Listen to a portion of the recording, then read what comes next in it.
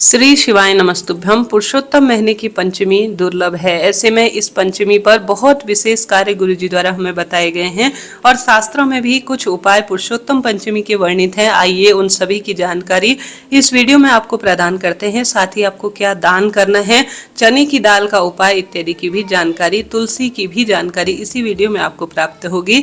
बस आपसे इतना सा अनुरोध है, आप अंत तक बने रहें। जैसे कि पुरुषोत्तम पंचमी अपने आप में सर्वश्रेष्ठ मानी जाती है कार्य की सिद्धि के लिए, और यह पंचमी गुरुवार और शुक्रवार दोनों तिथि पर व्याप्त है। ऐसे में आपको गुरुवार को समय मिले तो आप गुरुवार को कर लीजिएगा, नहीं तो शुक्रवार पंचमी तिथि रहते रहते भी आप उपाय कर सकते हैं। पंचमी तिथि कब से कब तक है स्क्रीन पर मैं दे दूंगी। जैसा कि आप जानते होंगे गुरुवार और शुक्रवार ही पंचमी है। कोशिश करें आप जल्दी उठ पाए। नहाने के पानी में मैं हमेशा आपको बतलाती हूँ, रोज पुरुषोत्तम महीने में नियम बना लीजिए। तुलसी की लकड़ी को ओम नमो भगवते वासुदेवाय महामंत्र का जितना आपसे जप हो सके, जिस स्वरूप में भी जाप आप कर सके, नहाने के पानी में तुलसी की लकड़ी को जरूर घुमाएं और अपने मस्तक पर हल्दी का या आप सभी जो तुलसी होती है उसकी जड़ की मिट्टी होती है उसे धारण जरूर करें। कहा जाता है जो भी गले में तुलसी की माला धारण करते हैं या नियमित रूप से किसी न किसी स्वरूप में तुलसी उनके आसपास विराजमान होती है, नित्य नियम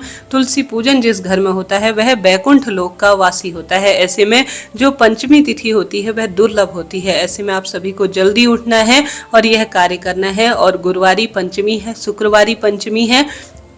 तुलसी और केले की जड़ का बहुत महत्व है। इन दोनों वृक्षों की जड़ में आप सभी एक चुटकी हल्दी, कच्चा दूध और जल जरूर सिंचित कीजिएगा।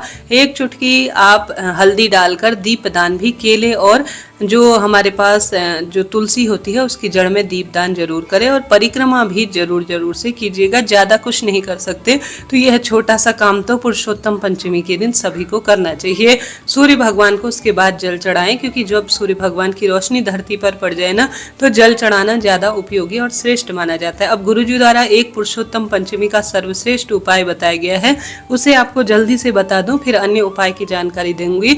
जैसे कि गन्ने का रस, अब गन्ने का रस नहीं मिल पाता है तो गुड़ या चीनी का पानी भी गन्ने से ही बना होता है, अगर संभव हो गन्ने का रस लीजिएगा।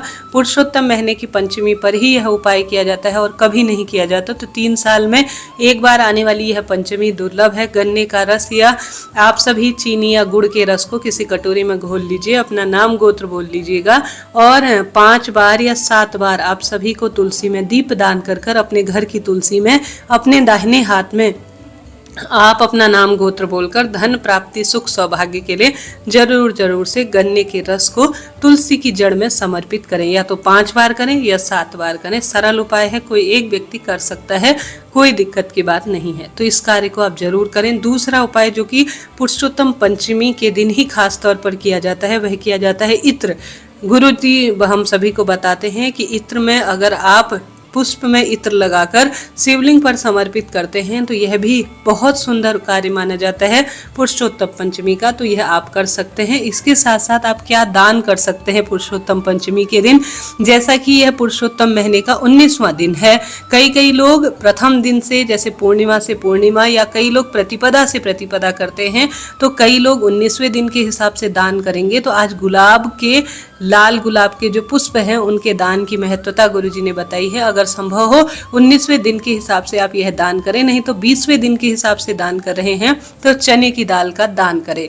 स्वर्ण समान मानी जाती है चने की दाल, तो आज के दिन अर्थात गुरुवारी पंचमी के दिन चने की दाल 1 कटोरी भरकर घर के कोई भी सदस्य हो, अपने से बड़े हों, जेठानी हो, नंद हो, बहन भांजी हो, उनको आप दान कर सकते हैं। बहुत उपयोगी है। स्वर्ण दान बराबर यह माना जाता है। कुछ दक्षिणा 11-21 रखकर 1 किलो, 1.25 किलो, 33 मुट्ठी जितना भी हो 1 कटोरी भरकर वहीं पंडित ब्राह्मण जी को आज के दिन मैं आपसे कहूंगी कि चने की दाल तो जरूर से दान कीजिएगा। इसकी महत्वता सबसे अधिक है।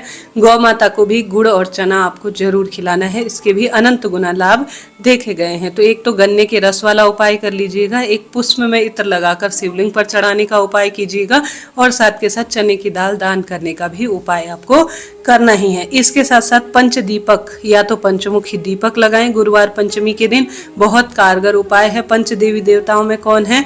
श्री गणेश जी महाराज, सूर्य भगवान, माता दुर्गा भवानी और साथ ही महादेव और श्री नारायण, यह पंच देवी देवता हैं। एक दीपक लीजिए, शिव पंचायत का ध्यान करें। किसका ध्यान?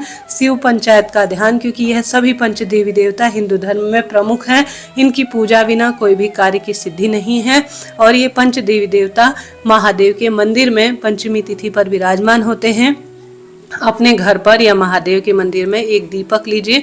दीपक में कुछ भी नहीं मिलाना, बस 5 आप दीपक रखें, चाहे तो लंबी चाहे तो गोल, इच्छा आपकी है। घी उन दीपक में भरें, पंच देवी देवताओं का ध्यान करें, शिव पंचायत का ध्यान कर कर शिव मंदिर में या अपने घर के मंदिर में आप 5 दीपक, पंचमुखी दीपक पंच देवी देवताओं का ध्यान कर कर जरूर प्रज्वलित करें। सुबह से लेकर देर रात्रि तक कभी भी कर सकते हैं, लाभ तो इसका मिलता ही है। तो यह सरल काम आपको करना चाहिए पुरुषोत्तम पंचमी के दिन। इसके साथ साथ आप पंचमुखी दीपक नहीं दान कर सकते तो आप जो है सरल तरीके से 5 अलग अलग दीपक भी लगाएं। इनमें भी आप 5 देवी देवताओं का ध्यान करें। एक प्लेट में स्वास्तिक बनाकर उसमें 5 दीपक रखें। दीपक में 5 बत्ती रखें। सुबह या शाम कभी भी कर सकते हैं। पहला दीपक घर के मंदिर में, दूसरा द्वार पर, तीसरा तुलसा माता के समक्ष, चौथा दीपक घर की रसोई में, अंतिम 5वां दीपक आपको आकाश की तरफ इस दीपक को दिखाते हुए अपने घर की छत या बालकनी पर कहीं भी 33 कोटि देवी देवताओं का ध्यान कर कर जिस स्थान पर आप नहीं जा पाए हैं उस स्थान का स्मरण करते हुए इस अंतिम 5वें पंचमुखी जो पंच देवी देवताओं के नाम से जो अंतिम दीपक है उसे आप प्रज्वलित कीजिएगा। कम से कम पुरुषोत्तम पंचमी पर 5 दीपक तो प्रज्वलित कीजिएगा ही। हमेशा मैं आपको बताती हूँ तुलसी की लकड़ी का बहुत महत्व है। घर के मंदिर में तुलसी की लकड़ी को घी या कच्चे सूत और जो है घी में या तिल के तेल में डुबोकर श्री नारायण के सम्मुख में जिसने इस महीने रोज प्रज्वलित कर दिया, समझ लीजिए उसने 33,000 दीपदान है ना, उसको संपूर्ण रूप से प्रज्वलित कर दिया। 33 कोटि गुना हवन इत्यादि का फल मिल जाता है। जो भी नियमित रूप से 33 दीपदान या 33 स्वरूप में या 33 जो तुलसी की लकड़ी बाती है या एक तुलसी की लकड़ी की बाती रोज अपने घर के मंदिर में या श्री नारायण के मंदिर में प्रज्वलित कर लेता है, तो किसी न किसी स्वरूप में एक तुलसी की लकड़ी आप अपने घर में रोज जलाएं। नहीं तो विशेष तिथि पर ज्यादा भी लगा सकते हैं। किसी मंदिर में अपनी तरफ से तुलसी की लकड़ी का दीपक बनाकर घी में डुबोकर आप दान भी देकर आ सकते हैं। 33 की संख्या में एक बत्ती बनाकर भी आप श्री नारायण के मंदिर में प्रज्वलित करना, तुलसी में प्रज्वलित करना या 33 तुलसी की लकड़ी को दीप दान करना, ये भी अनंत गुना लाभ देता है। आप अपनी इच्छा शक्ति सामर्थ्य अनुसार किसी न किसी स्वरूप में करें। तुलसी की लकड़ी को किसी भी चीज में, किसी पत्थर पर घिसकर हरी चंदन बनाकर भी श्री नारायण के विग्रह स्वरूप को सुंदर तरीके से आप श्रृंगारित करें।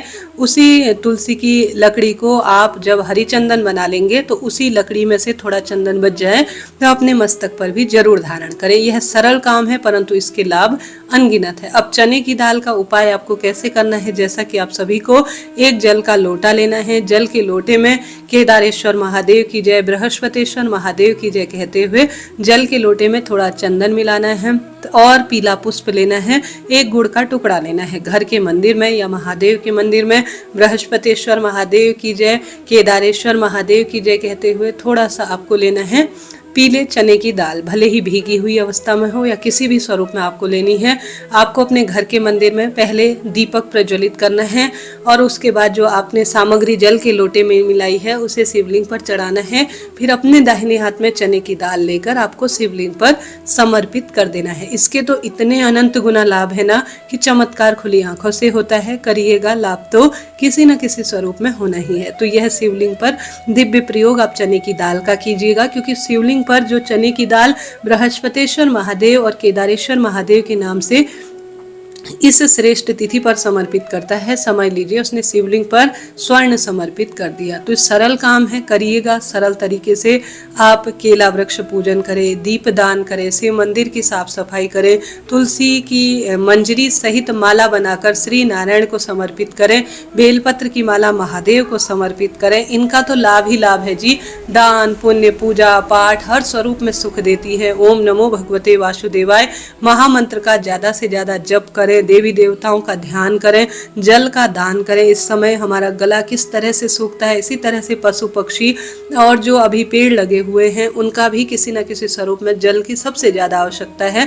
तो ज़्यादा से ज़्यादा जलदान करें और अपने भाग्य की रेखाओं को प्रबल करें और सुंदर श्रेष्ठ तरीके से गौ माता के निमित्त गौशाला में जिस भी स्वरूप में आप दान करते हैं करने का कोई न कोई अन्न, जल, वस्त्र इत्यादि दान करें। घर पर मंदिर में बैठकर दिव्य कथाओं का श्रवण करें। ओम नमो भगवते वासुदेवाय, श्री शिवाय नमस्तुभ्यम जैसे महामंत्रों का जप करना भी इस महीने करोड़ गुना यज्ञ हवन और करोड़ तीर्थ स्थलों के जो है दिव्य दर्शन और करोड़ों जो साधु संत जन हैं उनकी सेवा का फल देता है। घर बैठकर अपने ज्ञान में वृद्धि करते हुए प्रभु चिंतन करें, नाम जाप करें, दिव्य कथाएं पढ़ें, श्रवण करें, इनका तो लाभ है ही। अभी के लिए इतना ही।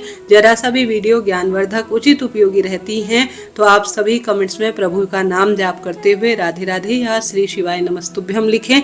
अपनी इच्छा अनुसार इन उपायों को आप अपने परिवार के हर कार्य की सिद्धि के लिए कर सकते हैं। हरे कृष्णा जी, राधे राधे।